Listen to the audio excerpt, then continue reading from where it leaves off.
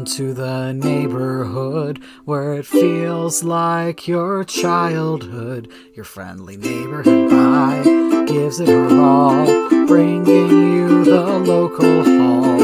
All kinds of comics, classic and new, Marvel, DC, and indies too. Readers and creators in unity. Welcome to our community. Hello, everybody, and welcome to the Nerdy Neighborhood, and welcome to your friendly neighborhood comic show. Hope everybody's having a great Sunday. Here on the show, every week we keep hope, give help, and share comics with all. This is a very community-based show, so I try to make sure everybody's involved as they want to be. This is our 17th episode, and today we're going to talk about a great book here.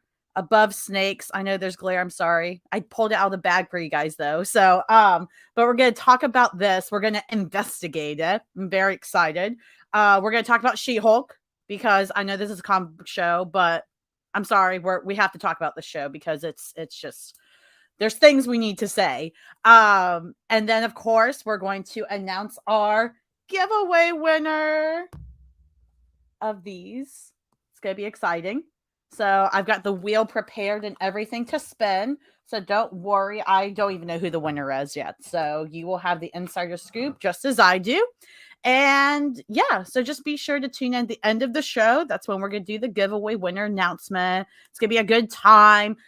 This figure itself, it's like easily $60. Like it's ridiculous. But I think it's cool overall, especially with that transition head there.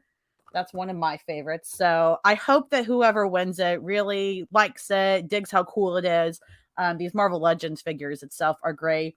And then this hat, I originally bought for me because I love it. But I realized I'm not a big beanie fan like this. So I figured I would share it with somebody that likes beanies more than I do. So hopefully those will go to somebody that's really excited for it. Can't wait to see who it is. And let's do it, guys. Let's just get started with our neighborhood check-in.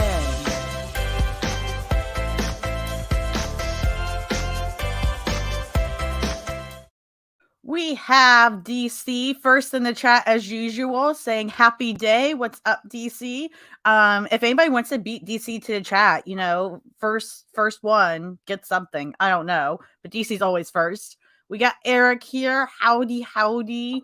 I did debate wearing a hat today, but I had a safari hat, not a cowboy hat, so it just wasn't going to work. And we got Wes here. What's up, Wes? Good to see ya. By the way, I love that name, Legends of the Dork Knight. Like that's just perfect. I absolutely love it. It had to be Snakes, Eric, because yes, absolutely. Indiana Jones is just gonna have to deal with it today.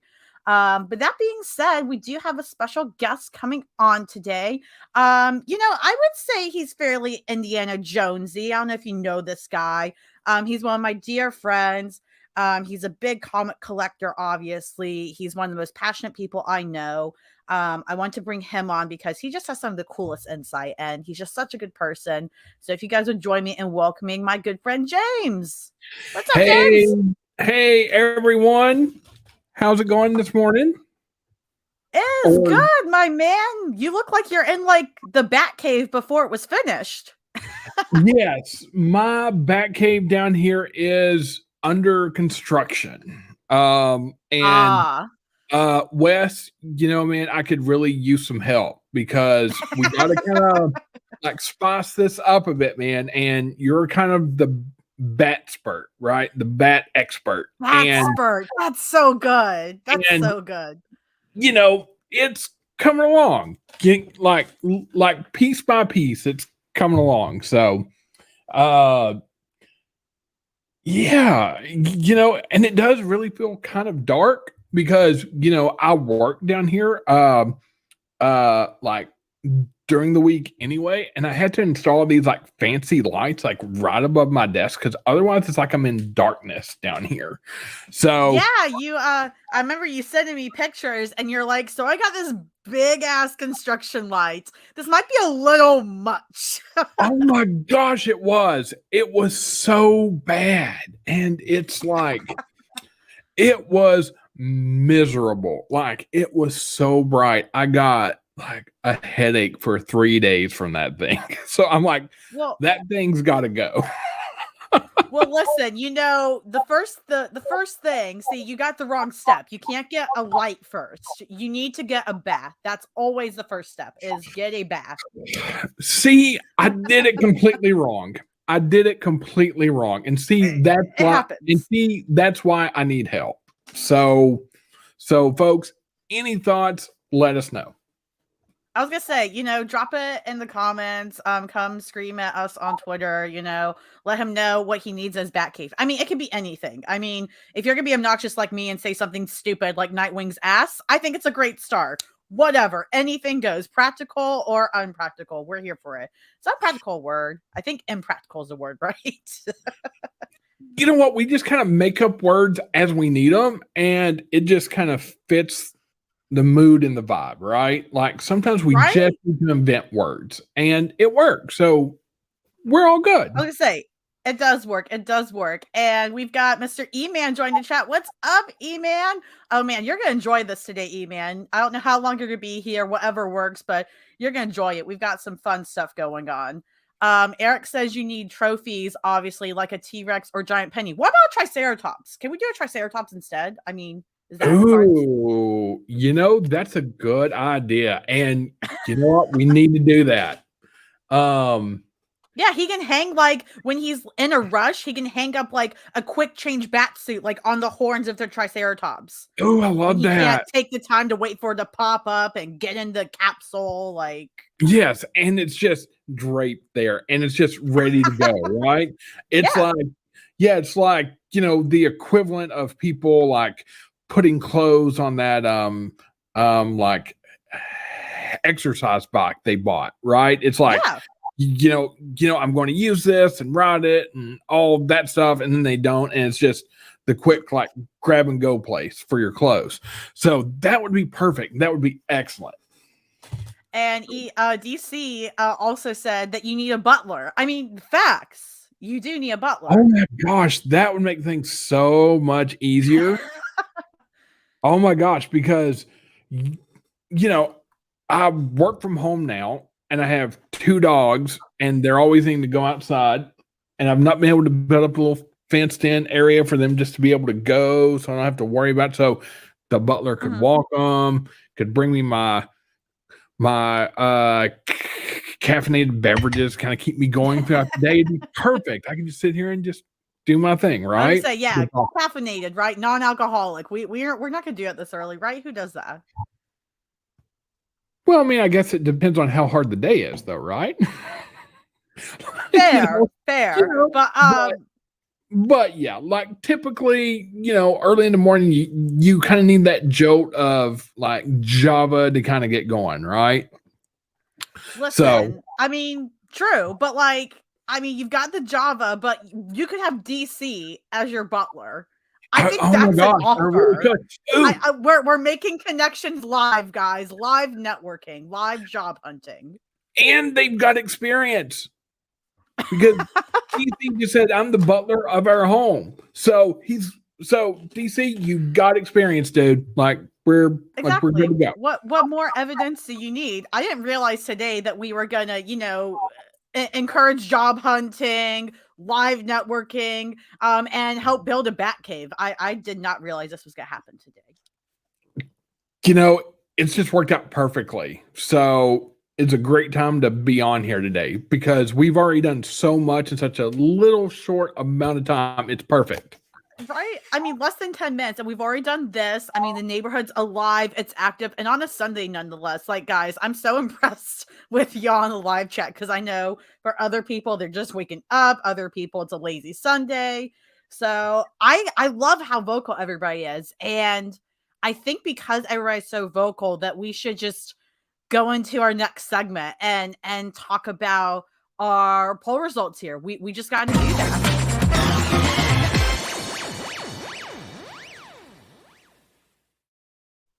And I love how well this works here because we've been talking about bat caves and stuff, and it just so happens that who won our poll this week is a bat villain. Ooh, yay! It's perfect. It is. It's absolutely perfect. So, in case you guys don't know, for some reason, on Twitter every single week that I don't forget, on Mondays I'll put up a poll, asking who we want to add to our nerdy neighborhood. What fictional character are we gonna add? And you guys get to vote. And every week we do a category. So this week it was your neighborhood ice cream man, human, alien, woman. It doesn't matter. Neighborhood ice cream creature, basically. And of course, without a doubt, it was an overwhelming vote for Mr. Freeze.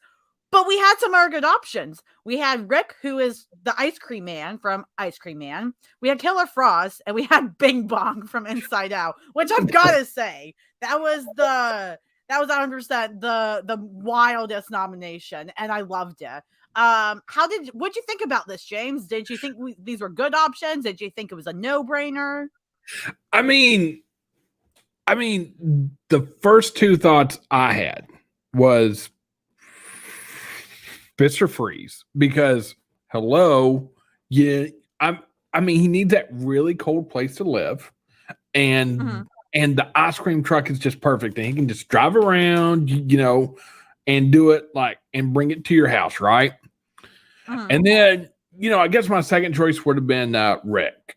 Would have probably been second choice. Because honestly, I'd rather have Killer Frost doing my coffee every day, the local coffee shop. Because are you an iced coffee person, or as the gays say, an iced coffee bitch? Yes, and it's the weirdest thing. I didn't become like a cold brew person until January of this year, and so it's like the hot coffee just kind of messes with me a little bit, but I can drink a cold brew all day. So I think she would make the perfect cold brew, the perfect brew for that. So that's kind of my vote when we get to that point. So just FYI, you'll see her in the coffee shop. Got it. Yeah. Okay. Yeah, I think next week, spoiler alert, next week we're going to do what neighbor Eric suggested a while ago. We're going to do neighborhood librarian. So those of you listening or watching now and you're like, what? Okay, I already know who won. It was a slam dunk. What's going next? It's going to be neighborhood librarian, which I think is going to be more interesting because there's so many good nominations. There's not just a top 3 obvious options. There's so many.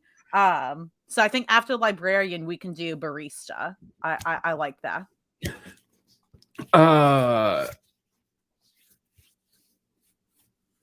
I've got some good suggestions for that one. So when we get there, I'll make sure I put those. Yeah. I was going to say, spam them all over the Twitter. Yes, I will. But, absolutely. I know. Go ahead. But yeah, for right now, I kind of keep those close to the vest.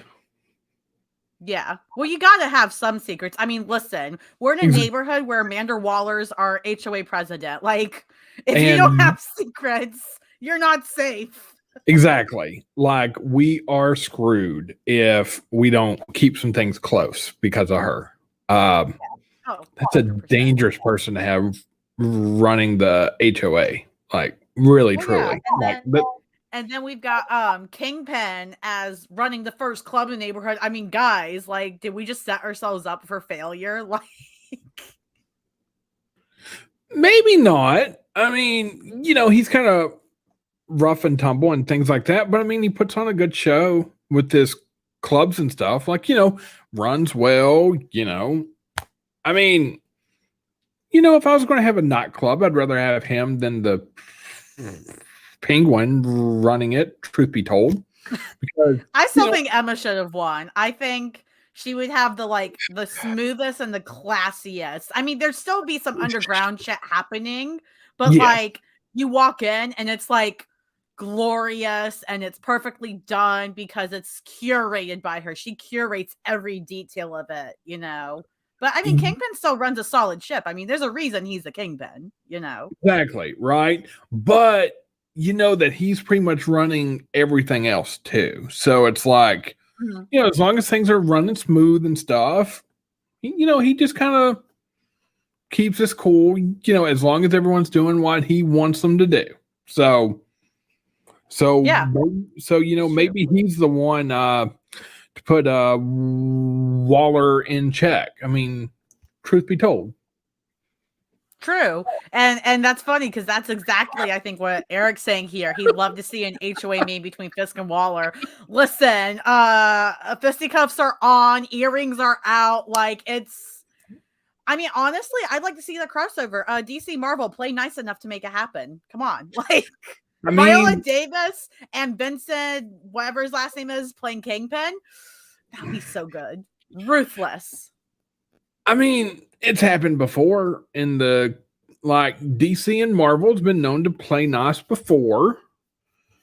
Not for a long time, man. It's been decades at this point. It has been, but with the whole Warner Brothers Discovery thing, it's like, that's just so depressing. Like that's a whole other terrible discussion there. But I like DC's train of thought here. Fisky cups. Listen, he could make a line selling certain things.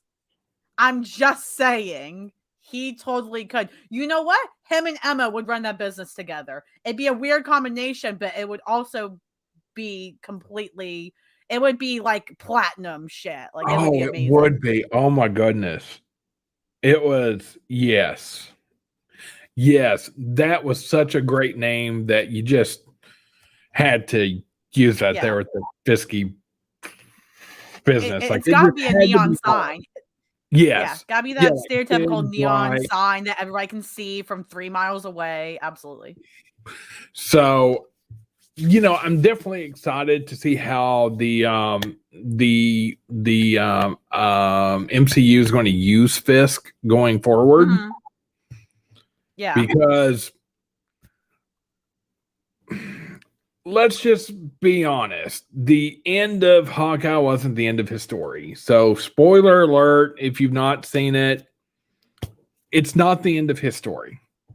No, we know he's coming back and Echo. He's gonna which makes sense. He's gonna be there in Echo with Daredevil. Just has to be. Like, just absolutely has to be. And it's going to be epic. Like, I can't wait to see another showdown there. Like, it's just going to be perfect. Yeah, 100%. It's going to be a great showdown. But yeah, I mean, back to the poll here. I think it was definitely a fairly no-brainer showdown, but I know some neighbors thought otherwise, such as Wes over here earlier. Sorry it took me so long to get to this, but he calls for a recount. Florida cheated. So I don't know who Florida is voting for. I'm guessing Mr. Freeze. Is that his like home state? Like Mr. Freeze. I don't know, but like we'll have to check back in on that. But either way, Mr. Freeze is our neighborhood ice cream man. And I wanted to start saying this with all the polls, but all the polls aren't permanent, so we can always revisit some of these categories in the future. So if you're like, damn it, like my person did not win, bring it up again in the future and we can rerun it. We can do a recount. It just won't happen yet, but it can happen in the future. So hold on to, this is where I usually don't encourage this, but for the purpose of fun on this show, hold your grudge. We will come back to it. You can hold your grudge this time. It is acceptable to hold on to a grudge here. Hold that grudge. Let it fester in you. Let that be your let that be your like villain origin story. Origin story. Yes. Like let that kind of fester and build up until it's time to like rerun all this. Yeah, it is your typical politics, Wes. And again, you have to let fester and build up until you want to do something about it. Bring it up, because I guarantee you in the future, I'm going to ask for what categories you guys want to revisit and you want to re-vote on. I mean, it's kind of like elected officials. You're right. Like, yeah, vote him in, vote him out. So maybe Mr. Freeze does a terrible job of being the ice cream man. Maybe he runs over a kid and you guys don't like that. Or maybe he doesn't hit a kid and you want him to. I don't know what you people are like. Yeah, I mean, he could do anything. I mean, he is a bad guy. So I mean, he could just snap Yeah. and then I mean, he snaps and freezes over Fisky business and Oh then my just gosh. all hell breaks loose. Oh my gosh. Like So it could true. happen. I mean, imagine if he froze Fisky business and we couldn't go club at the club. Exactly, right? Is Like, that not going to start an uproar? yeah, I mean, it's over at that point. Like a lot of bad stuff is going to go down at that point. I see what you did there, Eric. Eric's been in the chat this whole time, dropping all the cold puns, and I love it. Keep it up. You're gonna end up being like our neighborhood pun person. Like, oh no, DC's competing for it, so Yep. maybe we'll have to make a poll. We'll have to DC is decide. coming in cold on that. Yep. DC's Coming in cold on that. Right? Okay. But I had to throw in a bad ice pun there. Like, it just had to be done. I'm sorry. That was really bad. Listen, I think we're all here for the cheesiness, the puns, the goofiness. It's honestly what the show runs on. Like, if you're not here for the goofiness, the cheesiness, and the punster, I love it, Eric. I love that. The punster. Great name there. Eric gets the role. DC can definitely fight for it, but I think Eric has it right now. Eric is our neighborhood punster. Decided live. It is law. I think that's an excellent choice. Just truly excellent choice there. Yeah, and I like that we've been talking about, even though this is about the poll results, this segment, we got a little bit into the MCU and things like that, grudges and anger, all this stuff. And I think those are all phenomenal themes and things that we see in the She-Hulk show. So I watched the first episode the morning it came out. It was like the first thing I did other than get out of bed and things like that. And I was so pleasantly surprised, which is wild because I'm such a huge fan of Tatiana Maslany, the actress who plays She-Hulk. I know her from Orphan Black. If you haven't watched Orphan Black, please go watch it just to see how talented she is as an actress. I mean, she literally plays over 10 different roles on that show. Like, it's incredible the work she does. But that said, I know her talent, but I wasn't sure how well she'd fit into the role of Jennifer. And oh my God, I mean, it was so fun, but also well done. I just had such a great time with it. So I wanted to talk about today. And I know, James, you just watched it recently. You said you had thoughts on it. Live chat, let us know what your thoughts were, and we'll get to those too. But James, I really wanted to know, what did you think of the show? It was fantastic. Like, it really was, just from the get-go, because she's in her law office there, just kind of practicing her clothes and all that, and you got that wee little small dude that's kind of talking shit and all that stuff, which I'm like, okay, this is going to kind of set some things up perfectly for those, like, intra office stuff, like later on. But just the way she became a Hulk just really fit in the MCU perfectly, because in the comics she had to have an emergency blood transfusion, and if you go back to the Incredible Hulk movie, like Stan Lee's cameo character died from one drop of blood getting in the drink. So of course, with everything kind of going on with that, for her to transform into a Hulk made perfect sense, because she would either die or she would become a Hulk, and it was just amazing. Yeah, absolutely. And I don't know if you or anybody else saw this, but excuse me, there was an article I saw where somebody involved on the show heavily. I'm not sure if it was an EP or showrunner title or a head writer, but somebody in one of those titles, I believe. There's an article came out where they mentioned that they originally did not plan to get to her origin until like one of the last few episodes, if not the last. And I was like, well, I'm so glad you did not make that choice, because I feel like that would have been such an error in terms of, especially when they're trying to do things with her. Like, she is in a more comedic role. Even though they do touch on things, like I definitely want to talk about the dialogue she had about women being angry and how she already knows how to control it better than Bruce, because yes, more than he does naturally. It's just she's had to adapt as a woman. But on top of that, breaking the fourth wall, things like that.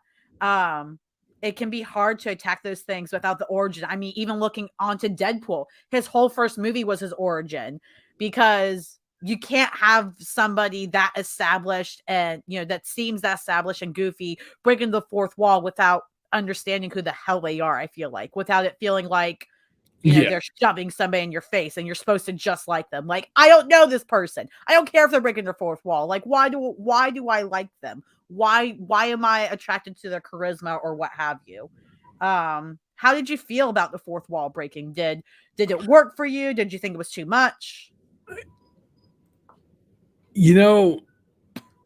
I think it worked because we are already familiar with the idea of a Hulk, of that Mark Ruffalo Hulk. So we already know what a Hulk is, what a Hulk can do. So we already know that part. So then in that very first scene with her turning to look and say, okay, I'm a Hulk. Like, it's like, okay, perfect. It makes sense. So it really kind of fit in with that kind of like energy of the show. And then she did it again in the lab after she turn, like she broke that fourth wall again, just in that little like brief little instant there, right? Like no, and it wasn't an over the top way of doing it either.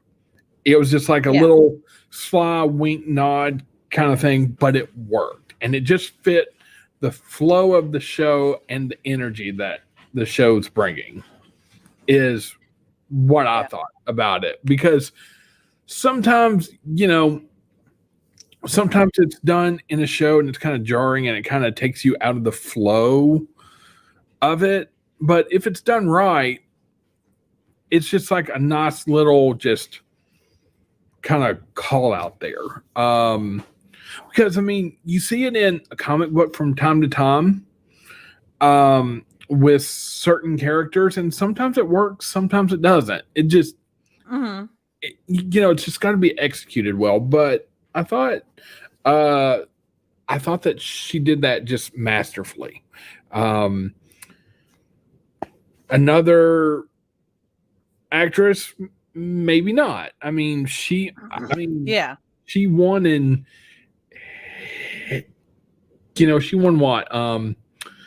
what is it? She's gotten an Emmy. She's gotten a couple other things. Yeah, she's gotten like 200 other awards, to be honest. But but she won that for a show to where she played every character on the show. So it's like, basically, I mean, if there's anyone that could do that right, it was her, and she just pulled it off just beautifully. Yeah, no, that's a great point. I think casting with characters that break the fourth wall, especially, so important. I mean, casting for any character is important, but when you're trying to break the fourth wall, somebody has to have a certain level of charisma and believability in that charisma to pull it off. Because if you just have somebody that doesn't have that level of charisma and they're like, so this is my story, and you're like, who the ew, like, why are you talking to me like that? Don't look at me. But they have to have that level of charisma. Shows like Fleabag, which I have not watched, but I've seen little clips from. Phoebe Waller-Bridge is iconic in terms of her acting, in terms of her writing. She's phenomenal. She has that charisma to be able to break the fourth wall as well. So that's a great point you make. I think, yeah, she was just so believable. She did such a good job. Honestly, and maybe I'll get Dex for this comparison, but I just thought of it. But I would actually compare her level of charisma as She-Hulk, She-Hulk in that episode's charisma and confidence, to Tony Stark's, in terms of they're both so certain of themselves. They both know what they want. They're both very career focused. Yes, they have family stuff, but again, they are very independent. She-Hulk was very much that in the first episode. She's a lawyer. She wants to move up still. Yes, she's a She-Hulk, but she's going to find a way to make it work. That's her goal. Just like Tony, used Iron Man to make himself more successful and was very confident in all that. So I don't like talking about Tony a lot because I don't like him as a character, but I can't help but now think about those comparisons and also how people are receiving those two characters completely separately. Like some people see both their confidence and go, awesome, great. And then some people will see their confidence and go, Tony, yeah, makes sense. She-Hulk, why? Shut up. And it's like, that's interesting.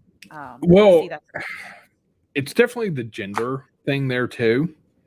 Mm-hmm. With that kind of as you're talking about that, because She-Hulk's gotten a lot of the review bashing stuff going on, and it's total BS. I mean, you've got guys with small dicks and no brains that are just putting out reviews because it's like, oh my God, a woman can be powerful, attractive, and have a job and put the Hulk in its place. It can't be done. Well, yeah, it can be. I mean, so it's just one of those kind of things. But yeah, she definitely knows what she wants. She kind of has that goal in life that she just wants to kind of go help people by doing her job. Like that's what her job is. That's what she wants to do. Yep. And that final scene was just phenomenal. She had to Hulk out and put that person in their place. And then she just changed back and she's like, okay, I'm ready to do my closing right now. And she's kind of fixed her hair, put up her shoes back on. I loved how it was perfect. It was just really well done. I loved how her friend, when she was like, you need to Hulk out. She's like, wait, give me your shoes. Like, cannot stretch those out. Give me your shoes. Great. Okay. Now you're done hulking out. Perfect. Like, I love how I like how with She-Hulk's character that, hulking out it's more normalized in a weird way, like both in a comedic way, but also in a like actually normal. Like imagine a real life She-Hulk or a Hulk in some way, literally trying to do their job. Then shit hits the fan. They have to go, oh, fine. I guess I'll Hulk out and I guess I'll save people. And then as soon as they're done, they're like, all right, so back to business. And everybody's just like, what the hell? Like you just turned into a Hulk and beat somebody up. And it's like, yeah, but like, that's just what I have to do. Like next. It's like, it's Tuesday. Like it's just what I had to do. So now let's keep going on with my daily life. I don't have to crawl off into the woods. Bruce does. Yeah. And it's definitely kind of one of those things to where, girls from a young age are taught to kind of that, it's okay to kind of express your emotions, but you have to learn how to control those. Yep. But boys, on the other hand, you're taught just to bottle it up and leave it there, not do anything with it. So whether that's anger or fear or stress or anything like that. So it definitely makes sense to where, a Jen Walters would be able to, like, from the get-go, be able to control, like, how she changes when she changes and how she changes back. And Bruce, on the other hand, it took 15 to 20 years. Yeah. I mean, Well, and I and think. Go ahead. I'm sorry. and it's just, I think, definitely kind of one of those things, where it's just, it's not always healthy the way, boys are raised to be men. Like, it's definitely not always the healthiest way to do that. And I Yeah. think it's just an expression of that. Yeah, absolutely. And I think one of the larger things that's not talked about with this, the context you're talking about, where she talks, Bruce is like, "What the hell? Like, you can go back and forth. How are you doing?" Then she explains, "Well, like, I I have to control my anger all the time. I'm used to having to control it because I've already had to learn it." Whereas people, even like Bruce, and Bruce, let's think about Bruce. He is a good man. He's a good person to the best of our knowledge. He does not seek to hurt anyone. He doesn't seek out to hurt women, children, men, anybody. He's just a good person trying to do his best. And he ends up becoming a Hulk and a superhero, right? Yep. It took him 10 to 15 years to learn to control his anger. Okay. Just because he was socialized as a man, right? Yep. And that's the context of this.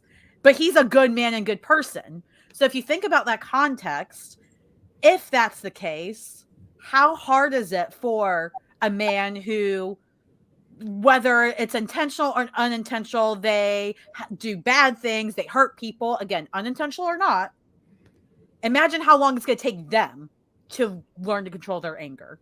If Yes. it took a good man, a good person, 10 to 15 years after being socialized for at least 15, 20 years of his life, right? Teenagehood and all that, to, learning what it's like to be a man and the fact that he doesn't have to control his anger as much or what have you.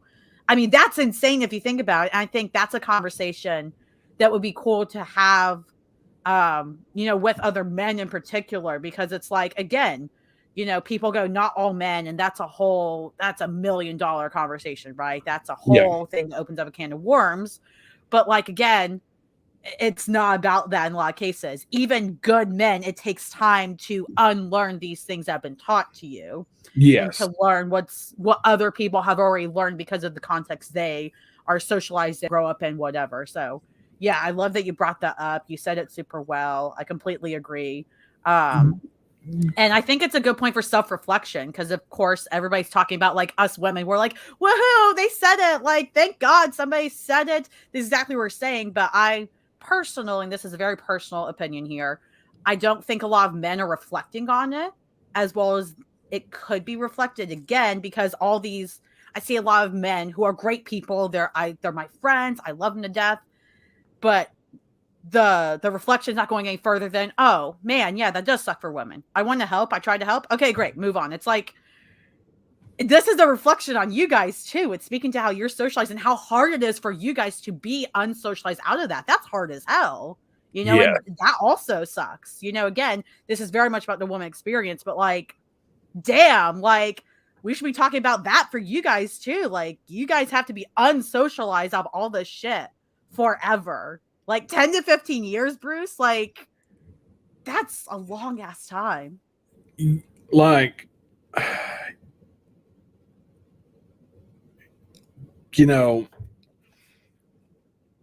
I grew up having a lot of anger issues.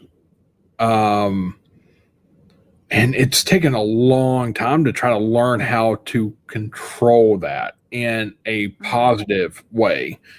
Anytime you add like any kind of huge amounts of stress, like I still have that kind of default to where I just want to go smash things, like just, Yeah.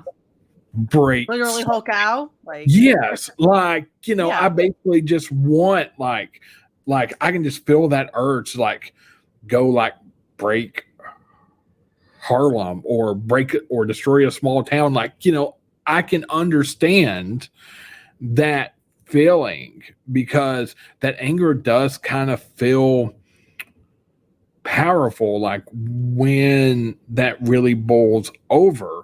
But, for obvious reasons and many that aren't, that's not a good way to handle that. So, Sure. I mean, I've been in therapy for years just trying to kind of unlearn like some of that stuff and try to learn how to like like meditate on that anger and learn how to control that. And yeah, and I mean, when you come out of the womb and you're already been like indoctrinated to do this, and then you're raised like that for 18 years, if you want to make those changes, it could take another 18 Right. years to kind of unlearn that. And it's a process. And it's just because we don't teach boys like the appropriate way to kind of handle those emotions. Yeah.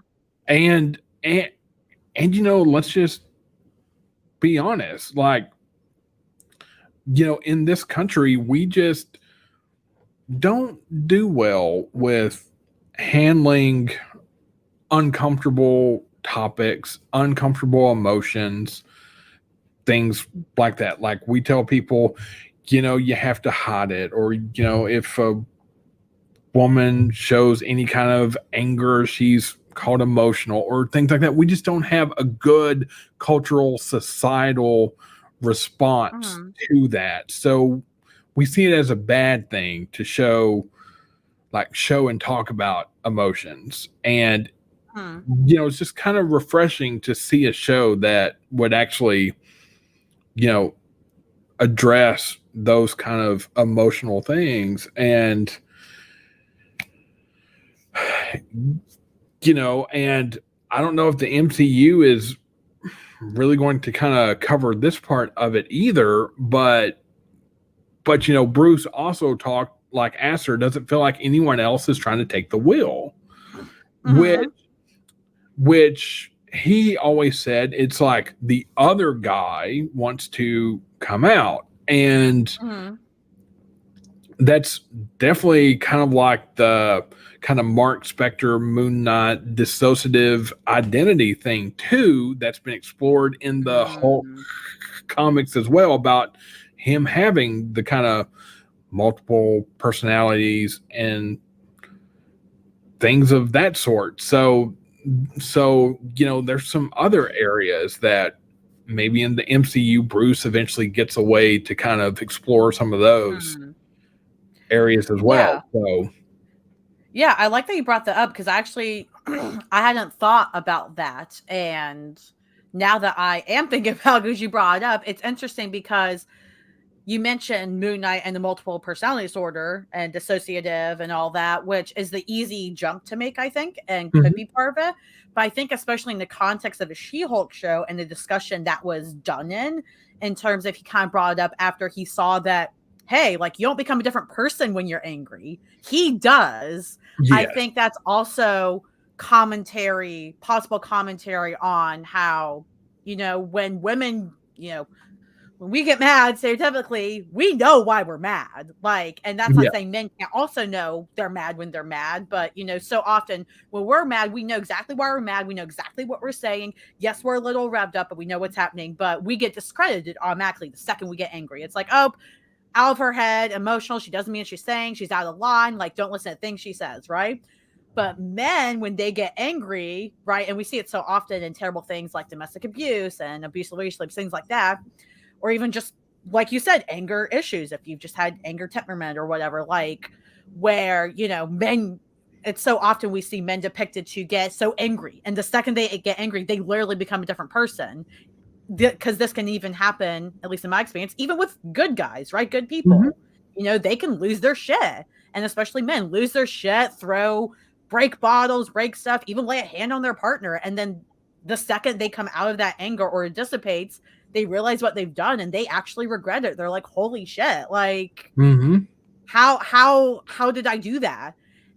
So anyways, this discussion has got way more intense than I thought it would, but it's such a good discussion. And like, that's just so fascinating to me because I didn't think about that additional layer. So I'm glad you brought that up because I actually think, rather than it being a multiple personality disorder or something, because he doesn't really name the other person. It's just Hulk, but it's that other side to him that has all this rage. It's uncontrollable. It wants to do whatever it wants, and he has to learn to rein that in, and he had to learn how to bring those two together. So it's commentary that women already know how to do it. We do it, most of us, on a daily, like Jen did, right? She's done it forever. But he had to learn how to bring those two together, because he didn't have to do that before the worst came out. So yeah, that's fucking wild. There's so many layers here. And I know it's pissing off fanboys left and right. I know people are mad about the wokeness and blah, blah, blah. But it's like, this is actually in your favor, guys. Like, the more I think about it, the more it's like, this is in your favor because they're explaining a lot of these things. It's explaining why even good guys make poor choices or do things that you genuinely regret. Like, this actually helps you with the world. Yeah. I mean, some people have a really hard time with thinking through things and examining things for themselves. And it's like, so it's kind of like those, critical thinking skills that, everyone says that, you need to be able to have those, you need to be able to think through stuff and process it. Some people just have a really hard time with that. And you see it with those kind of fanboys and stuff that kind of freak out over like every little thing. It's like, if you took the chance to try to learn and grow and think about this critically, you might possibly have a different opinion of it if you put in the work to do that. But they just want to kind of spew off and say whatever they want to say, believe whatever they want to believe, but it's like, it's very shallow with that kind of like emotional intelligence to be able to like dig down deeper and try to say, okay, well, why did they bring this up? Is it really like that for women out there? Is it really like that for a man out there just kind of bottling everything up? Is it really like that? Like, because, I mean, the one thing that Marvel has always been great at from the very beginning in comics is that it's just what they see outside of their window. Like this is stuff that's actually going on in our life. It's just you add these kind of fantastical elements to it, and Marvel's still kind of continuing that. Like even through the shows and the movies, but it's just at a deeper level than it being like New York City's getting destroyed, and things like that. It just goes on a much deeper level now.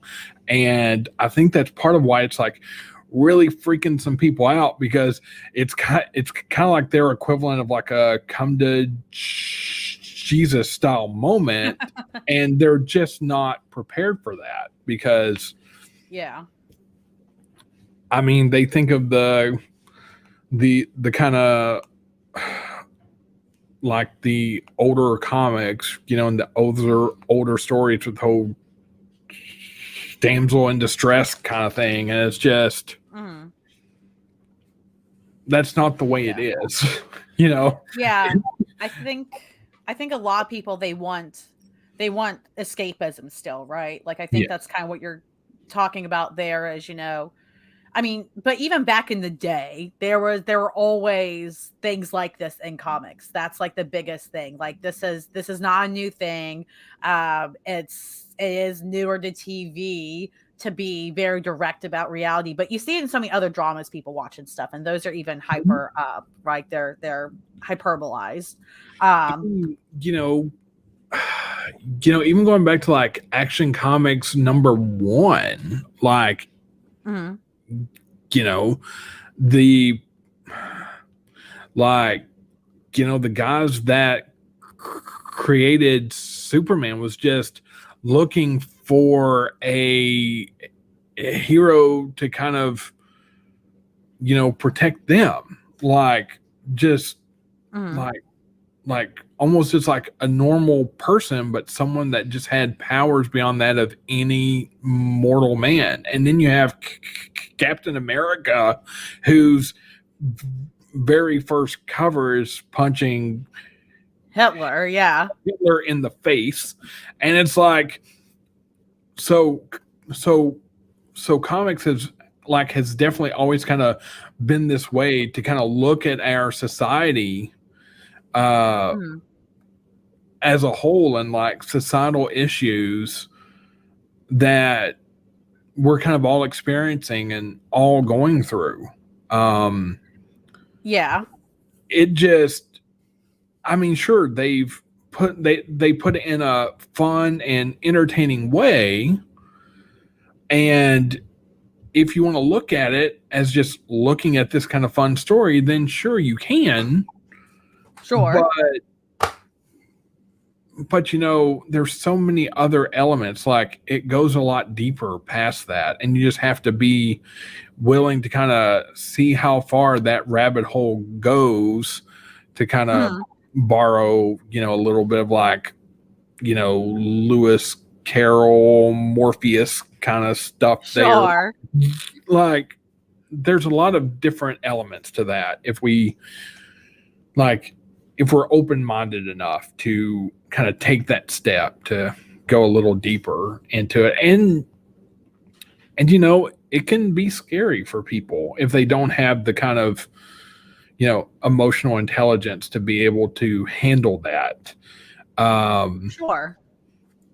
So Yeah, absolutely. And I think, again, this has went on way longer than I planned, but I think it's a good conversation. So, it's worth having. I think the best way to sum it up is just DC, before he had to step out to be his butler, said this is not a woke show. It's just honest. And oh that's my gosh. exactly what it is. It's just honest. And I find it funny when people say, like, honesty is the best policy, and then they get very direct honesty, like stuff in this show, and they're like, nope, why are you saying that? And it's like, did you want honesty because you said it's the best policy? And that's a whole other conversation, right?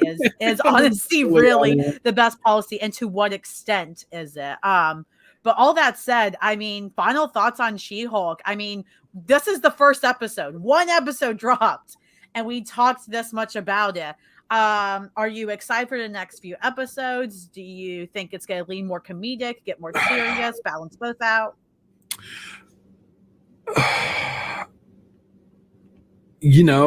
I'm not exactly sure how they're going to go with this. But I'm really thrilled for Thursday when the next show drops. Yes.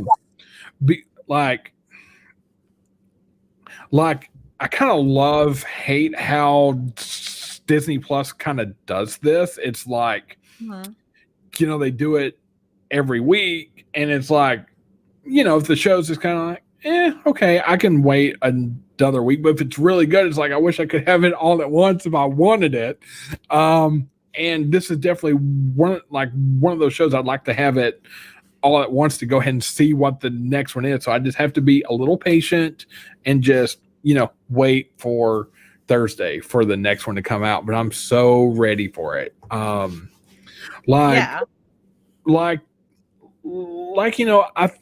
think it's going to be a little bit of both. I think they're going to, tackle some important topics in it, but I also think it's going to be hilarious, because in the trailer where She-Hulk is carrying that guy out, it's just like a super kind of cute thing there, and I'm like, okay, that's kind of a funny thing. So I really think it's going to kind of balance the way it kind of did the first episode. Yeah, I think especially Eric mentioned this in the chat, and I think it's gonna be very fun to hopefully see this too. Seeing a Jen and Matt Murdock courtroom drama crossover. That would be a lot of fun. I think that would And I think that would be a balance between, there might be a couple of serious undertones here or there, but I mean, even I think it was Feige that said this. It might have been somebody else. I don't know, somebody head up there, but somebody was talking about how the Daredevil we're going to see here is not going to be the complete same as the Daredevil we saw on the R show, in terms of this is a more comedic show. It's a bit lighter in some instances, right? So, if Daredevil's on that show, he's going to have to, his character is going to match that a little bit more. So I'm hoping that we get a little courtroom drama crossover. That would be a lot of fun. Well, I definitely think we saw like a little piece of that in Spider-Man, No Way Home, when he's like, I'm a very good lawyer, just with that little sly smile, like, you kind of have to have the brooding kind of Daredevil, Matt Murdock kind of thing, and I think we'll get a little bit of that. But that'll be more like Born Again and things like that when we kind of get to that point. But I mean, Matt Murdock in the comics, like, he does have some funny kind of things that he's run into over the years. So I mean, he can have fun. He's not, Red Batman or anything like that. Like, he's his own very complex character, and so but yeah, who knows, we might get like a little almost like MCU Law and Order courtroom drama type thing between like Jen and Matt at some point in time, and get some kind of like show for that. Get like eventually, like, they could really have a lot of fun with that. Yeah, and I especially think, Charlie Cox, he's a great actor. I think, obviously we've talked about how great Tatiana has been on the show already and how great she is in general. I think it'd be a waste not to play with that a little bit. So I think we'll definitely get a scene or two. Yeah, I'm super hyped to see more She-Hulk, see more what they do with it. If you guys have not already, if this conversation did not convince you to watch it, I don't know what will. So go watch the first episode of She-Hulk if you haven't already. Check out on Thursdays. Not that Marvel or Disney need more help promoting things, but it's a great show. I want to promote what they're doing well. But this conversation has went on so much longer than I planned. But I know everybody still, we wanted to talk about Above Snakes a little bit. So I think we're just going to do a quick mini segment of our issue investigation that we planned. I think we're just going to try it out. And I did make a special transition for this, you guys. So it's very goofy, but I think you guys will like this.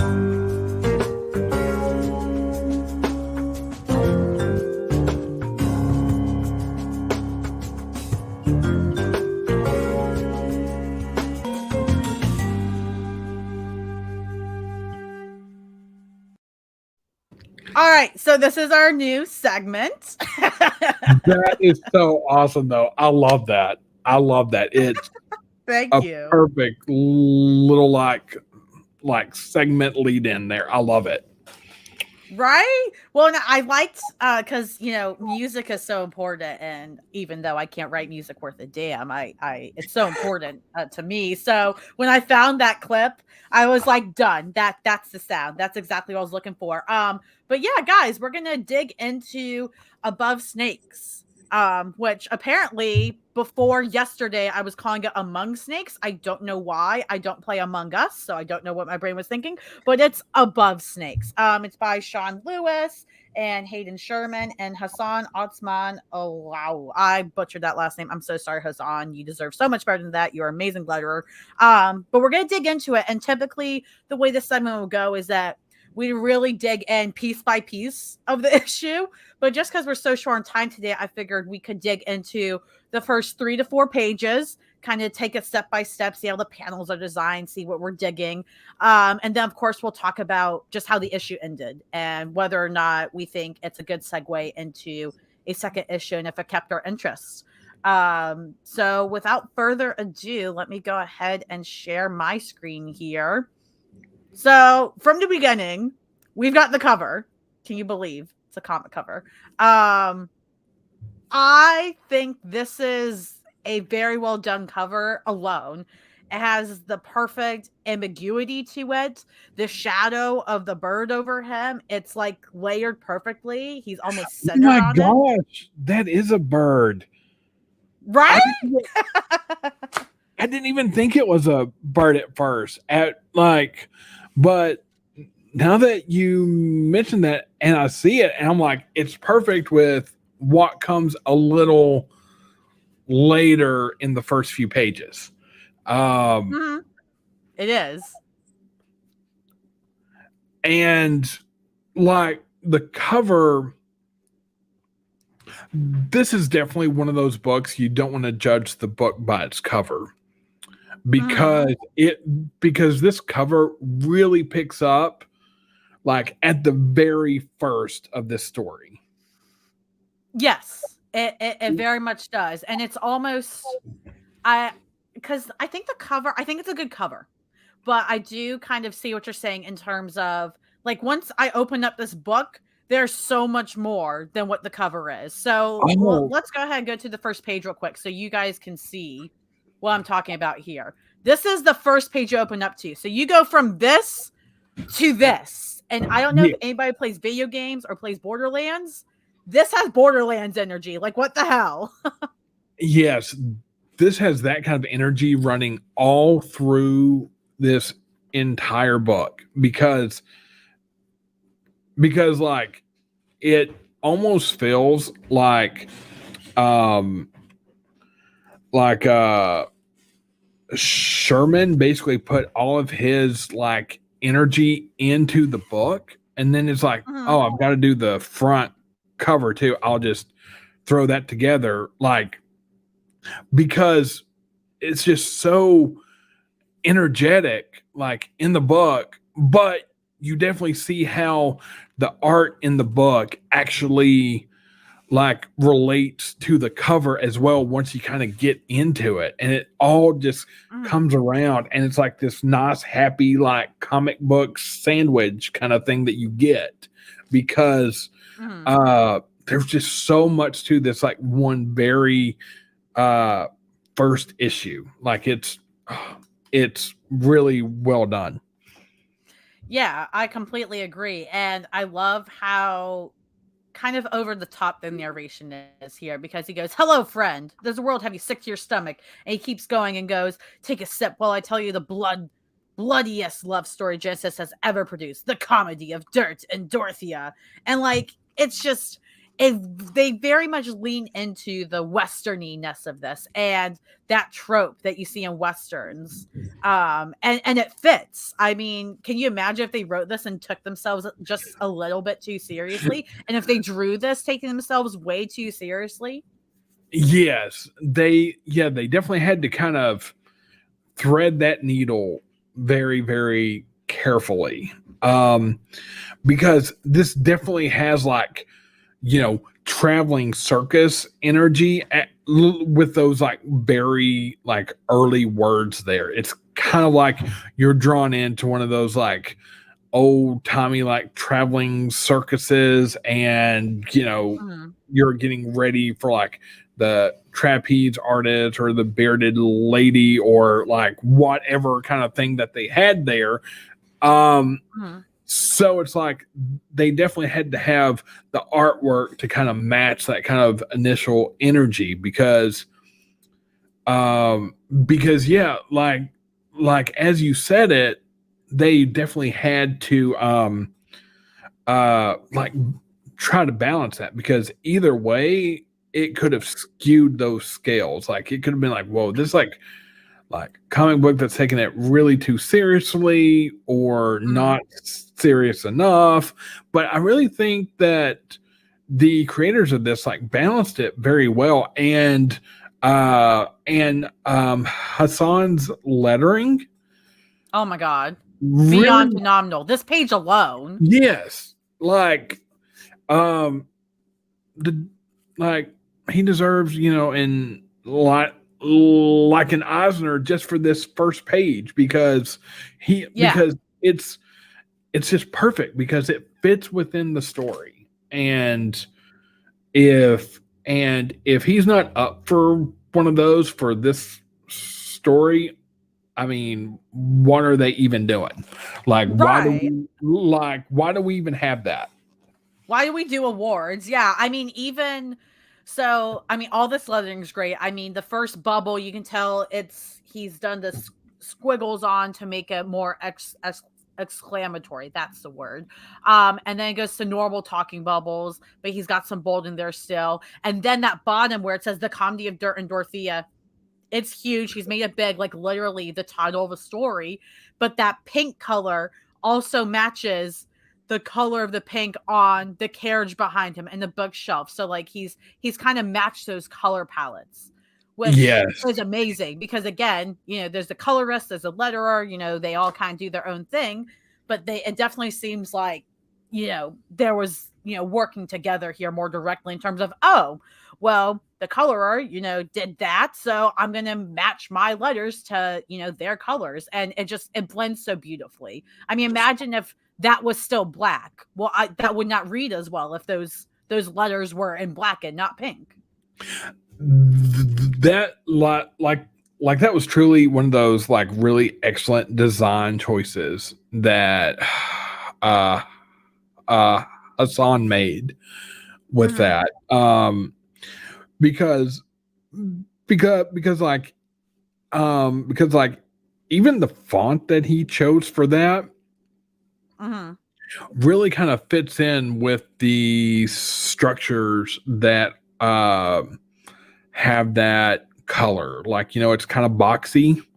And then like I guess it's like the wagon and the little shed kind of thing is kind of boxy too. So it's like, it definitely matches, like not only color wise, but definitely font wise too. And I think it was an excellent choice for that. Yeah, I completely agree. And I mean, it just continues this next page. So this is a 2-page spread. If you have the physical copy, he goes, take a little something for your soul. And I mean, this 2-page splash is gorgeous. The color palette's fantastic. You've got the blue with the green and the purples. You got a little bit of red there. It's a little bit more of a muted palette, I would say. But you've got each little jar or vial has something in it, which is really cool. And if you look closely, you can see the differences in them. And then you've got the text boxes here where, the actual, the main character, Dirt, is talking. And I really love those text boxes. The placement of them is very readable, even though, from this page looking on the screen, they look so small, but, reading physically, it matches exactly where my eye line goes, which is crazy because just looking at the shape, it doesn't look like that's where my eyes would go. Yes. It's like he really thought about the placement of where his text boxes were going to go, because sometimes you read a comic and it's like they just randomly kind of put the text box just someplace because it had to go on the page. Right. Like I read one a few days ago. It's kind of like an exercise in pain that I put out on Twitter a few days ago. So if you want to go through and kind of find that, but this is the complete opposite of that. Like, this is a very beautiful layout, and everywhere they put the text box, it just fit, and it definitely kind of has that nice little flow in it. And like, this definitely kind of gives you like that kind of like the kind of trope of the guy that's got like all the gold, like fake Rolex watches for sale, like in his coat, and he can just open up his coat and you can just take your choice. And it definitely has that feel with being its own thing with this. Um, and just the artwork in there, just all the little details in the vials. Yeah. Like when you do like a 2-page spread with this, which is much detail as what was done in this, those little smaller pieces, like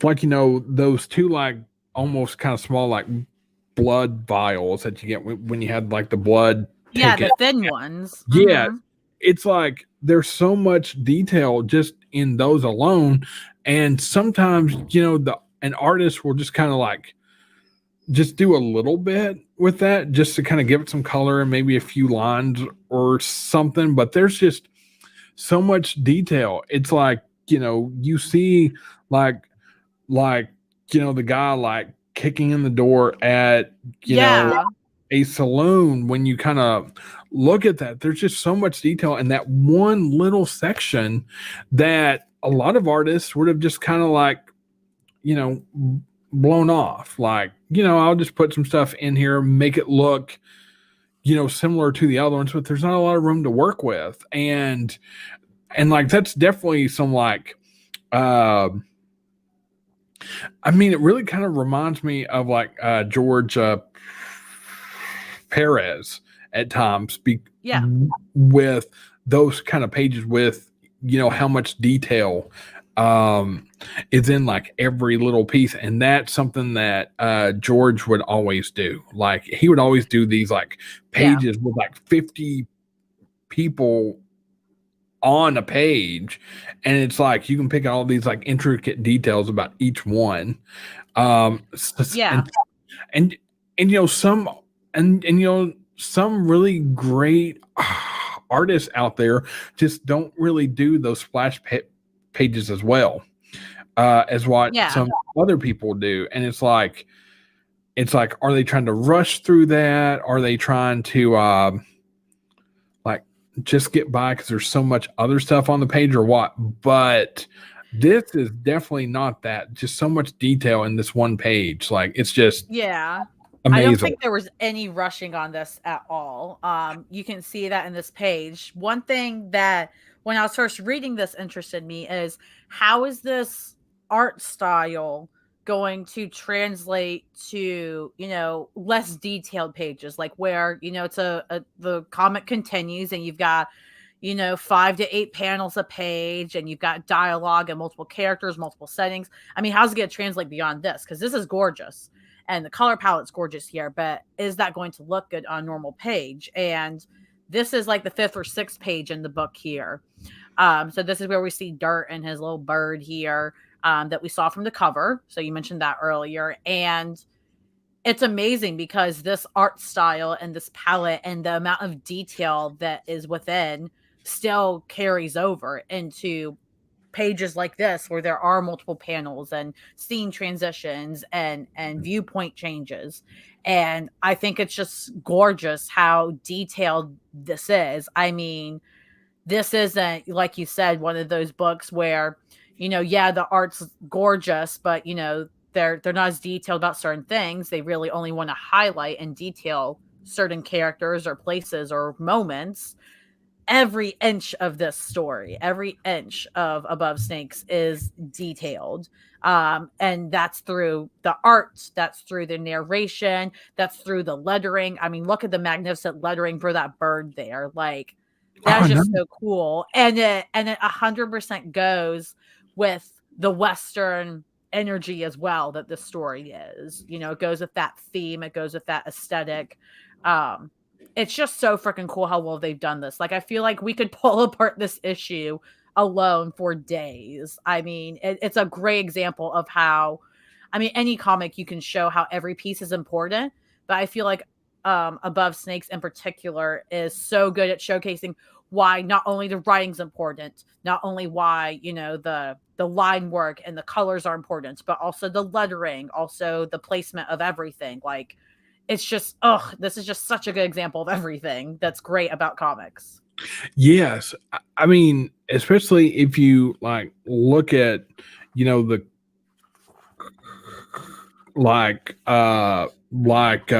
the top right panel with his nose, his mouth, his chin. You even see imperfections like in his face, because Mhm. people get the little bumps on their chin and things like that. So he put that in there with that piece. It's like you can definitely see just those little Yeah. yeah, You can yeah, definitely see like the redness. So yeah. that could be sunburn. That could be like maybe he, shaved a while ago and he, kind of screwed up there. He's got some marks here too. Mhm. You're absolutely right. I mean, look, he's got 3 nose hairs here. Who draws Yeah, nose hairs in comics? it's like no one does that, and it's like men about this age, and I mean if they're going to be kind of like out in the middle of nowhere where he is, I mean you're going to have hair coming out of your nose and out of your ear and Yeah. things like that. I mean, you just are. Now, Yeah. uh, let's talk about the bird for just a moment. Yeah. The bird is the best character in the book. That's all I'm going to say. Like the bird steals the show. Like he's honestly just a smartass. Which you can definitely tell in that panel right there. There were those church people you rode past like a dick, Like a dick. and Yeah. it's like it's perfect. Um, it's like his companion, but everyone's kind of got that friend who just kind of tells you kind of like it is. So if you're kind of being a jerk, they're going to come out and tell you, hey, that's a jerk move. But they also kind of give you like a hard time about it, and that's definitely the kind of like energy I get from the bird. Yeah, 100%. I think the bird is definitely there for some comedic relief. And he very much does that. I think, you've got the typical, person and their animal buddy kind of dynamic there, which is fun. Um, and in general, I mean, again, like this is a kind of old school Western story with some modern twists added to it, essentially. So I think it was necessary to have something like that and have like if you're gonna have a buddy bird, like have them be that direct, especially if this is a more even though this is modernized, this is still a gruffer Western Mhm. story, a kind of over the top in some ways gruffy Western tale. So the bird has to kind of match that energy. Yeah, I think he's just so he makes it so fun to read, like in between everything else going on with the actual plot. Yeah, yeah, and like 2 pages back is when the bird kind of gets like introduced at first. The bird's like talking to Dirt, like get up, Dirt, get up and do what you have to do. Yeah, And then it's like yeah. Dirt says, you're thinking that's the Lord God talking to me. Nah, that's just the bird, Speck. And he's way more vicious than God. And I'm like, Yeah, I absolutely I love that little conversation. Yeah, I don't have the page on computer, but I'm reading it here and Spec goes, can't just lie there. And Dirk's like, shut up. You are cowardly. You're not even real. Yeah? Well, your family's dead. Blank panel. Too much? Yeah, too much. Your wife's dead and you're taking a siesta. Some people might say that's too much. People need you, Dur. And it's just, it's that relatableness that we can all be like, well, shit, that was a little far, but maybe I did need that reality check. So yeah, I think at the end of the day, yes, there's an actual plot to the story. It's a typical kind of vengeance story in some ways, in a lot of ways. But at the end of the day, this really is centered around, like it was said at the beginning on the first page, right? You've got Dirt and Dorothea, where you might have to read the issue to find out that one. I honestly think should be the comedy of Dirt and Speck, but maybe I'm gonna be proven wrong as the story goes. So Sean Lewis, feel free to prove me wrong. I'm gonna keep reading. And maybe that's in like the second arc. Like, I don't know how much, Sean's got this planned out just yet, but I mean, if there's multiple arcs to this, like arc 1 might be this, and then arc 2 might be that. There's definitely some scenes through here that are just absolutely phenomenal as you kind of go through this. I won't give it away, but I want to see more of Annie in this. Like, she's actually on the like the next page, which I don't think you have that on there, but Annie gets a call out later in the book. So if you've not read this book, please get it, because I want to see more of her too with this. Yeah. There's, again, this is definitely a, gruffy Western story, but again, it has modern twists.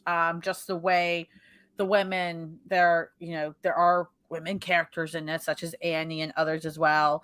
It's just, there's some interesting twists that Sean has done on, women in the West and all that. And I think it's really cool. I was very impressed. I'm familiar with Sean and Hassan's work, at least.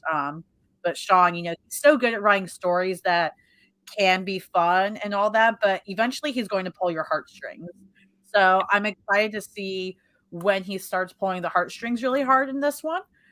Because again, it's been more of the comedy. So I think at some point Above Snakes, it's going to get a little more real in an issue or two.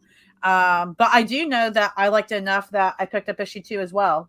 So, you guys, we only looked at 4 pages of this, and we've been talking 20 minutes just about Above Snakes alone. I mean, we haven't even gone into the plot or anything. It's just, it's so cool what a comic, how in depth you can get into a comic when you look past the generic things that we as readers tend to look at, which is just fine. There's absolutely nothing wrong with what we typically look at.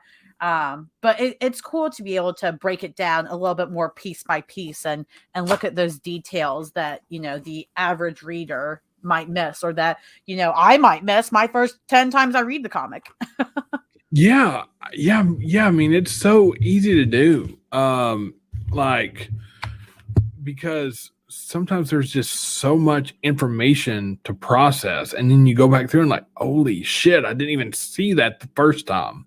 So I mean, that's one of the great things about comics. Like, you can't have the story without the words, and you can't have the story without the art. I mean, you can, but that's the great thing about comics is the art tells a lot of the story, but they always put in just a little bit extra. Which I just read Riddler One Bad Day today, and there are some parts in that it's just a little extra, you see a doodle by Tom King in there, and just some other little details in there that if you're just going through really fast, just kind of reading the word, that you miss. And so that's why it's it's kind of fun to kind of digest these issues, and when an artist will give you that kind of amount of detail, it's soak it all up and just enjoy it, every aspect of it. It's just, it's just so many different flavor elements, almost you can almost compare digesting a comic to drinking a fine wine, or a coffee with hints of chocolate and orange or something. There's just there's a lot of depth to comics that sometimes people don't always pick up on. Yeah, I completely agree. And that's really what this segment, this idea with issue investigation is all about, is just looking into it more, when we can, and appreciating the things that sometimes are overlooked, or just finding things as mesh, having fun with it. Cause I there's different kinds of comic book collectors. I collect them to read them mostly. Like, I read this. I mean, it's out of the bag and board. A big spec person would kill me because I'm just holding it like this. Like, they'd be like, it's going to get grease. But if it's a comic I love and I enjoy reading it, I'm going to read it, and that's really what this is about, is just appreciating the comics, looking into it all, having fun with it, finding new things. I think that's the joy with comics still, and part of why the medium has survived as long as it has, despite all these crazy factors, so that's you can say hi to her there. But yeah, thank you. She brought me a snow cone. Oh, that's awesome. Yeah, I'll have to ask. I think they pulled out the snow cone machine. That was so random. But anyways, so that's issue investigation, guys. Of course, I wish we had more time to go more into the issue, because again, it's just such a good, kind of like a good textbook, like, dig into comics and see what's going on in it. But we're a little short on time today. I appreciate your comment here, Doug. Glad you're in the chat today. The storytelling is great. I wish we had more time to get into it, but if you guys don't already read Sean Lewis's stuff, you should start with this. You should read Bliss. Bliss is one of my favorites by him. Caitlin Yursky is the artist on that. She's lovely. Yeah, she's absolutely lovely as well. They're all great people. So definitely, follow the creators if you can. Eric, he asked about snow cones. Does Mr. Freeze do snow cones? I think he does. What do you think, James? I think he can do snow cones. Easier than most, I would say. I would say he'd kind of like rig up some kind of like a snow cone gun, just to be able to make it like quick and fast, to be able to get it done. And then, yeah. But he's going to have like 3 or 4 to do like a different flavor. I would say just really quickly, like, or actually, no, he wouldn't have 3 or 4. He would have like a different cut, like almost like a revolver top vial that would just, turn. You want strawberry, cherry, like it would all just be one, and it would be flawless. Like, you wouldn't get a little bit of like lemon lime in your cherry if you didn't want it, right? Like, it'd be just perfect. Yeah, I feel like he'd have that spinning wheel, and then he'd ask you what flavor you want, and then you'd say a flavor, but he'd be like, no, this is what I'm giving you. And he'd give you something completely different. Spin the wheel, give you something. He'd say, here you go. That'll be $6. And you're like, but that's not what I want. And he's like, but this is what you're getting. $6. Exactly. Yeah, it's like you want like a cherry, and all they have is like blue raspberry, or it's like that's the only one he's got, and so that's what you're going to get, So it'd be something like that.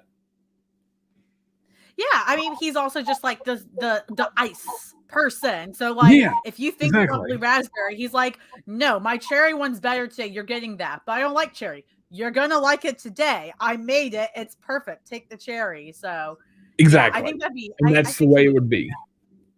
Yeah, and I feel like there's some days where he's gonna be more ice cream leaning. He's gonna be more snow cone leaning. It'll depend on his mood. His mood decides what's available in the truck that day. Exactly. It's all going to, it's just all going to depend on how he wakes up that day. If he's in a bad mood, then you're screwed, because you're going to get something awful. But if he's in a good mood, it's going to be like the best thing you've ever had. Even if you don't like it, you're going to love it. Yeah, absolutely. And I think that's just a good transition to get into wrapping up this episode and doing the giveaway announcement. I know people let's do it patiently for that. So let's just do our neighborhood huddle real quick.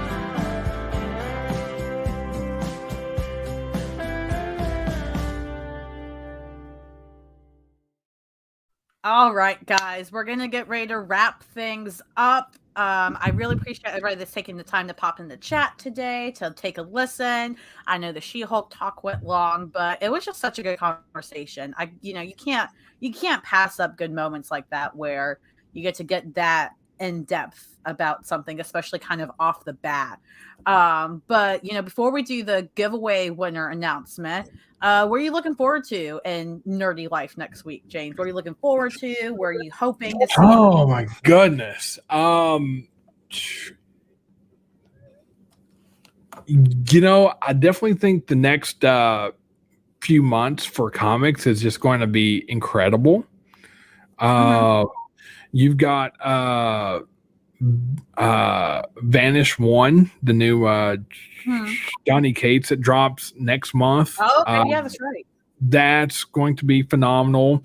You got Night Might going to drop from Tom Taylor, and that's going to be incredible. With the Nightwing title, yep. I know, like this really is just an awesome time for comics because there's a different amazing comic. It feels like coming out each week, and it's not always your big two. There's amazing stuff being put out by Boom, yes, every month. I'm really interested in their new R.L. Stein book that's coming out. Oh, I didn't know that. That's cool. Is that more Goosebumps or something? No, I got the picture right here. I'm blanking on the title, but honestly, there's something like every week. And it's so hard to keep up with, but it's Stuff of Nightmares #1 by Boom Studios, and it's coming out in September. So I mean, I know we still got a couple weeks to go, but honestly, there's just something amazing that's dropping every week. And it's just such a fun time, to be able to get that.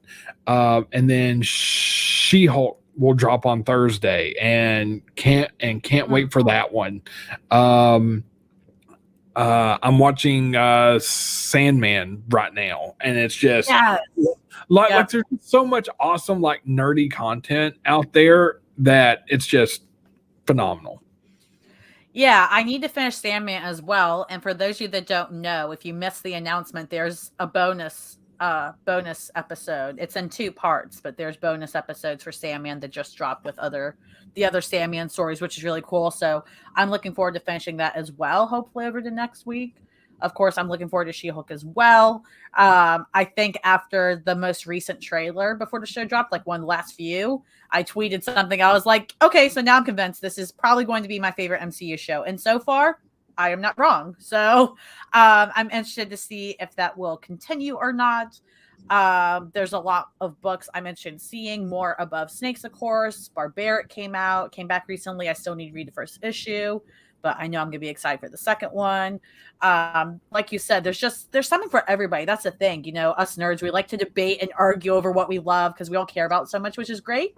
It's great we care so much, but there's really something for everybody. So if you find out that there's something not striking your fancy, there's something else to find. It's just a matter of finding it, I think. So I kind of feel similar with you, James. We're just so freaking lucky right now as nerds. And everybody's got some level of nerdy in them, I think. And it's going to be a lot of fun seeing what happens over the next week and just the next forever in nerdy shit, so much. Yeah. It's kind of like the golden age of nerddom right now. There's just so much. And the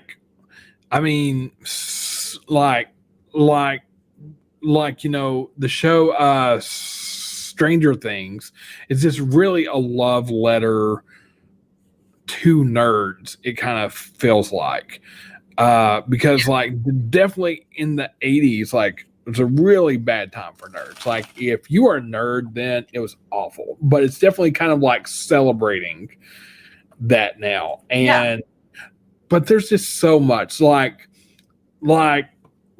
tell people all the time who don't like read comics often. I'm like, what kind of things do you like? Because it's not all like Batman books, unless you like only want to read a DC book. Like that's about all they put out now. But it's like, it's like You're gonna make somebody mad about that. like, Wes is not going to be thrilled about that if he's still here. No, but it's like, what kind of things do you like? Do you like horror movies? Like Boom is like really bringing the heat with that. Something is killing the children and Grimm. Boom, I think, is really trying to catch up and compete with Image in that way, because for the longest time, Image has been, or at least I have seen Image as like one of the leader. I mean, obviously they're the biggest indie publisher, right? Yes. But they've really been one of the leaders of horror titles and comics. And yeah, you're right. Like Boom has really stepped it up with taking some of those and saying, yeah, we're going to publish these stories too. And it's turning out really well. So yeah, like you said, like it's a great time to be a nerd. It really is the golden age. I mean, back in the 80s, like you said, I was not alive then, full disclosure. So, but I've seen the films and I have parents and family and great friends like you. Like it was not a good time then. It wasn't cool. You kind of had to be in the closet about being a nerd. It sounds like in some way. So yeah, it's cool that now it's so ingrained in our culture that it's normal to be like, yeah, we're going to see a Marvel movie and like, my uncle's coming, whatever. Like nobody cares. It just is. So yeah, I think it's a great time and I think we're super fortunate. And I do like DC pop back in here. So I guess he gets a break from his butler duties. That Vault is great for horror. Vault's been doing a phenomenal job.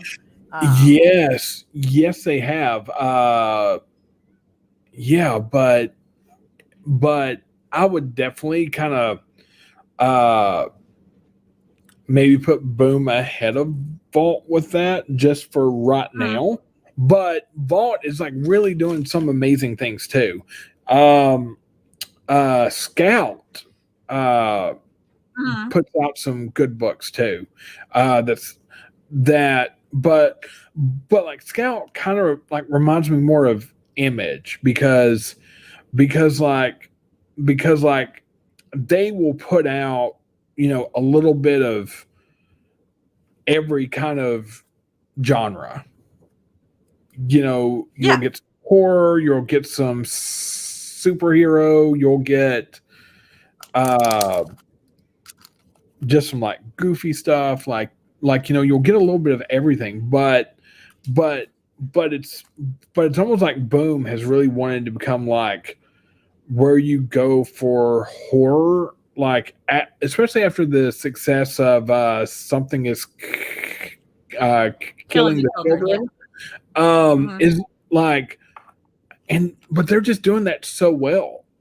You've got Grimm, which is just phenomenal. Like, and then you got like the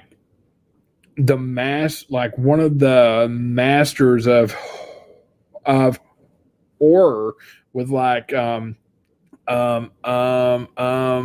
Stein coming back, because I mean I read Goosebumps as a kid when those came out. Like I read every one of those. I wish I still had those. Just such good stories because like he really was like the children's version of Stephen King. Oh yeah, 100%. 100%. I mean, I grew up in the 90s and that was one of the most popular things at the time, next to Bionicle, even though nobody talks about Bionicle anymore. So I mean, but yeah, like my biggest advice to people is just, what do you like? Like what do you like just in general? Like what kind of movies or what kind of things do you like to do? Because there's a comic out there for you. 100%. There's something for everybody. and it's just finding comics at the right time too, I think, for people. Yeah. But, that said, I know there's something people like, and I feel bad because we've been talking so much, enjoying so much of the conversation. But I think we should announce the giveaway winner. I think Oh, we I should think we just should. Yes. I think we should give people some fun for bearing with us for nearly an hour and 45 minutes. My goodness.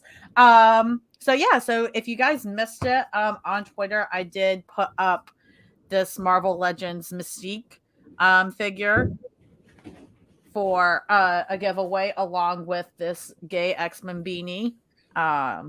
So we're gonna give these away. So I need to pull up my little wheel because I have not spun the wheel to see the winner yet.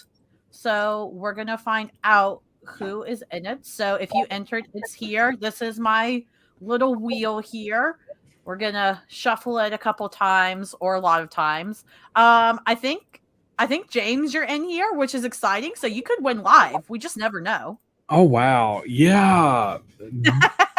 That might be Feel rigged a bit. though if I win. Like we might have to redo that if I win. But let's see what goes down I here. was gonna say we have to see. We just have to see. So we're gonna see who's gonna get the Mystique and the beanie. If you guys win, be sure to DM the show's Twitter or mine. I guess I prefer the show's, but feel free to DM so I can send it to you. I need to know where it's going. I'll post it on Twitter as well and see if I can reach out to you. But let's do it. We're gonna spin it. Let's go. I wonder what Let's color it's go. gonna land on. Is it gonna be blue? Let's go. Cheerful Pingu. I don't know what Pingu is, but Cheerful Pingu. You have won, Cheerful Pingu. Congratulations. You have won a gay X-Men beanie and Mystique. I mean, look, it's a full package. This is an outfit for date night, 100%. Yes. And you know what? Cheerful, DM me too. I'm going to send you some cool stuff too. Okay. So we're going to kind of get up this a bit. So if you'll just send me a DM there, I'll give you some stuff too. So let's do that. That's Let's have awesome. fun with it. Yes. We love adding to the neighborhood giveaway. We love to see it. And DC says Pingu is a penguin. That makes sense, actually. It does kind of sound like a penguin. That's cute. I'm going to have to look it up and see what kind of penguin it is. Maybe we'll have to add. Oh, maybe that'll be penguins. One of penguins in the neighborhood. I could see that. Yeah, that's awesome. I love that. Yeah. Well, either way, congrats to Cheerful Pingu. I will message you on Twitter. We'll announce it that you won. So I can get your shipping info, all that good stuff, so you can keep these in your lovely home. And yeah, that's the show today, you guys. That's it. I know it went a bit long, but I hope it was a good discussion for everybody on all counts, whether you enjoyed the She-Hulk discussion or Above Snakes or designing James's Batcave. I mean, whatever was your favorite part. Yeah. So yeah, just keep those ideas kind of coming with that. Like I'm going to get a Triceratops, a big penny, and we're going to make this work. Okay, it's going to be done.